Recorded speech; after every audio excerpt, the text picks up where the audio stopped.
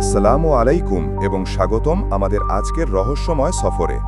আমাদের প্রিয় নবী হজরত মুহাম্মদ সাল্লাল্লাহু আলাইহি ওয়াসাল্লাম কখন নবুয়ত পেয়েছিলেন? এই প্রশ্নের উত্তর সবার জানা, 40 বছর বয়সে। কিন্তু কেন 40 বছর? এই বয়স কি শুধুই একটি সংখ্যা, নাকি এর পেছনে লুকিয়ে আছে কোনো গভীর রহস্য যা ইসলামী জ্ঞান এবং আধুনিক বিজ্ঞানের দৃষ্টিকোণ থেকেও তাৎপর্যপূর্ণ? আজ আমরা এই ফ্যাসিনেটিং বিষয়টি নিয়ে আলোচনা করব। মহানবী সাল্লাল্লাহু আলাইহি ওয়াসাল্লামের 40 বছর পূর্বের জীবন। নবুয়ত লাভের আগে মহানবী সাল্লাল্লাহু আলাইহি ওয়াসাল্লামের জীবন ছিল এক অসাধারণ উদাহরণ। তিনি ছিলেন একজন সৎ, বিশ্বস্ত, আমানতদার এবং সমাজ সংস্কারক। 40 বছর বয়সের মধ্যে তিনি মক্কার সমাজে আল আমিন বা বিশ্বাসী উপাধি লাভ করেছিলেন। এই দীর্ঘ সময় জুড়ে তিনি অভিজ্ঞতা অর্জন করেছেন, মানুষের মনস্তত্ত্ব বুঝেছেন এবং নিজেকে সব ধরনের অপবিত্রতা থেকে দূরে রেখেছিলেন। 40 বছর বয়সের তাৎপর্য ইসলামী দৃষ্টিকোণ। ইসলামী ঐতিহ্যে 40 বছর বয়সকে বিশেষ তাৎপর্যপূর্ণ মনে করা হয়। এটি পূর্ণতা, পরিপক্কতা এবং জ্ঞান অর্জনের একটি গুরুত্বপূর্ণ পর্যায়। আল্লাহ তাআলা বহু নবী রাসূলকে এই বয়সেই নবুয়ত দান করেছেন। যেমন হজরত মুসা আলাইহিসসালাম 40 বছর বয়সে আল্লাহর সাথে কথা বলার সুযোগ পেয়েছিলেন। কোরআনের আয়াত 1, সূরা আল আহকাফ 46-15। ওয়াওয়াসাইনাল ইনসানা বিওয়ালিদাইহি ইহসানা হামালাতহু উম্মুহু কুরহান ওয়া ওয়াদাআতহু কুরহান ওয়া হামলুহু ওয়া ফিসালুহু 30 শাহরা হাত্তা ইযা বালাগা আশুদ্দাহু ওয়া বালাগা 40 সানাতান ক্বালা রাব্বি আওজি'নি আন আশকুরা নি'মাতাকা আল্লাতী আন'আমতা আলাইয়া ওয়া আলা ওয়ালিদাইয়া ওয়া আন আ'মালা সালিহান তারদাহু ওয়া আসলিহ লি ফি যুররিয়্যাতি ইন্নী তুবতু ইলাইকা ওয়া ইন্নী মিনাল মুসলিমিন। এই আয়াতে বিশেষভাবে 40 বছর বয়সের কথা উল্লেখ করা হয়েছে, যেখানে মানুষ তার শারীরিক ও মানসিক পূর্ণতায় পৌঁছে যায়। এই বয়সে মানুষ তার অতীত জীবন নিয়ে চিন্তা করে, আল্লাহর নেয়ামত উপলব্ধি করে এবং আরও বেশি করে তার দিকে ফিরে আসে। এটি আধ্যাত্মিক উপলব্ধির জন্য এক পরিণত বয়স। 40 বছর বয়সের তাৎপর্য বৈজ্ঞানিক ও মনস্তাত্ত্বিক দৃষ্টিকোণ।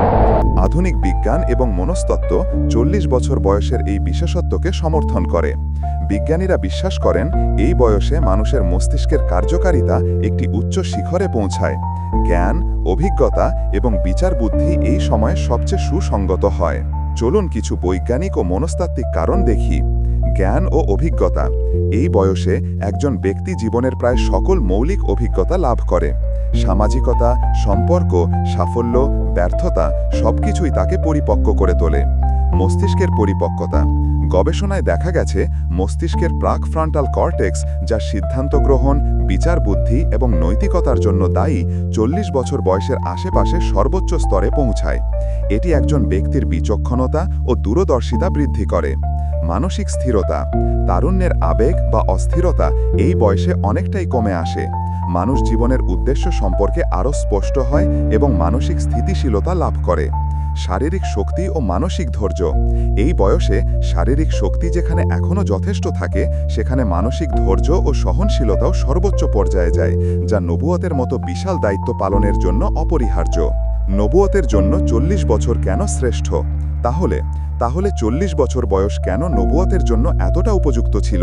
কারণ এই বয়সে একজন নবী যেমন জীবন সম্পর্কে পর্যাপ্ত অভিজ্ঞতা অর্জন করেন এবং মানুষের মনস্তত্ত্ব বোঝেন, তেমনি তার ভেতরকার আধ্যাত্মিক এবং মানসিক প্রস্তুতিও পূর্ণতা লাভ করে। এই বয়স তাকে সমাজের সামনে নির্ভুল বার্তা পৌঁছে দেওয়ার জন্য যোগ্য করে তোলে। হজরত ইব্রাহিম আলাইহিসসালামের উদাহরণ, কোরআনের আয়াত 2। এই বয়স শুধু মহানবী সাল্লাল্লাহু আলাইহি ওয়াসাল্লামের জন্যই নয়, বরং অনেক নবীর জীবনকেও এই 40 বছর রহস্য দ্বারা চিহ্নিত করা যায়। কোরআনের আয়াত 2, সূরা আনকাবুত 29-27। وَوَهَبْنَا لَهُ إِسْحَاقَ وَيَعْقُوبَ وَجَعَلْنَا فِي ذُرِّيَّتِهِ النُّبُوَّةَ وَالْكِتَابَ وَآتَيْنَاهُ أَجْرَهُ فِي الدُّنْيَا وَإِنَّهُ فِي الْآخِرَةِ لَمِنَ الصَّالِحِينَ। আমি তাকে ইসহাক ও ইয়াকুব দান করলাম এবং তার বংশধরদের মধ্যে নবুয়ত ও কিতাব রাখলাম। আর তাকে দুনিয়াতে তার পুরস্কার দিলাম, আর নিশ্চয়ই সে আখেরাতে সৎকর্মশীলদের অন্তর্ভুক্ত। যদিও এই আয়াতে সরাসরি বয়সের কথা উল্লেখ নেই, তবে এটি নবীদের ধারাবাহিকতার দিকে ইঙ্গিত করে। হজরত ইব্রাহিম আলাইহিসসালামও অনেক বড় বয়সেই তার নবুয়াতের দায়িত্বকে পূর্ণতা দিয়েছিলেন। ইতিহাসবিদদের মতে অনেক নবী 40 বছর বা তার কাছাকাছি সময়ে নবুয়াত পেয়েছিলেন। হেরা গুহার একাকিত্ব এবং প্রথম ওহী। নবুয়াত লাভের আগে মহানবী সাল্লাল্লাহু আলাইহি ওয়াসাল্লাম মক্কার কোলাহল থেকে দূরে হেরা গুহায় একাকী ধ্যান করতেন। এই একাকিত্ব, এই আত্মপর্যালোচনা তার আত্মাকে প্রস্তুত করেছিল এক মহান দায়িত্বের জন্য। আর যখন 40 বছর বয়সে তার উপর প্রথম ওহী নাজিল হল, তিনি সেই বার্তার গুরুত্ব উপলব্ধি করতে পুরোপুরি প্রস্তুত ছিলেন। ভিজুয়াল: হেরা গুহার শান্ত দৃশ্য, ফেরেশতা জিব্রাইল আলাইহিসসালামের ওহী নিয়ে আসার প্রতীকী চিত্র, মহানবী সাল্লাল্লাহু আলাইহি ওয়াসাল্লামের গভীর চিন্তা। কোরআনের আয়াত 3, সূরা আল আলাক 96:1-5। প্রথম ওহী: ইকরা বিসমি রাব্বিকাল্লাযী খালাক, খালাকাল ইনসানা মিন আলাক, ইকরা ওয়া রাব্বুকাল আকরাম, আল্লাযী আল্লামা বিল কলম, আল্লামাল ইনসানা মা লাম ইয়ালাম। পড়ো, আর তোমার রব মহাদয়ালু, যিনি কলমের সাহায্যে শিক্ষা দিয়েছেন, তিনি মানুষকে তা শিখিয়েছেন যা সে জানত না। এই আয়াতগুলোর মাধ্যমে নবুয়তের সূচনা হয়েছিল।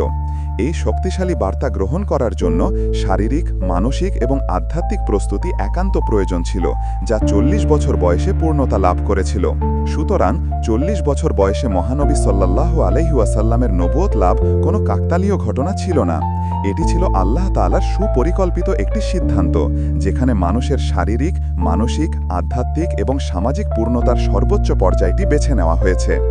এই বয়স জ্ঞান, প্রজ্ঞা এবং বিচক্ষণতার প্রতীক। এটি আমাদেরকেও শেখায় যে জীবনের প্রতিটি পর্যায়ই গুরুত্বপূর্ণ। আমাদের উচিত জ্ঞান অর্জন করা, অভিজ্ঞতা সঞ্চয় করা এবং নিজেদের জীবনের বড় দায়িত্ব পালনের জন্য প্রস্তুত করা। আল্লাহ আমাদের সবাইকে এই রহস্যময় জ্ঞান থেকে উপকৃত হওয়ার তৌফিক দান করুন। এই রহস্যময় আলোচনা আপনার কেমন লেগেছে তা আমাদের কমেন্ট বক্সে জানাতে ভুলবেন না। ভিডিওটি ভালো লাগলে লাইক করুন, বন্ধুদের সাথে শেয়ার করুন এবং আমাদের চ্যানেলটি সাবস্ক্রাইব করে পাশে থাকুন, যাতে এমন আরও জ্ঞানগর্ভ ভিডিও আপনার কাছে সবার আগে পৌঁছায়। আল্লাহ হাফেজ।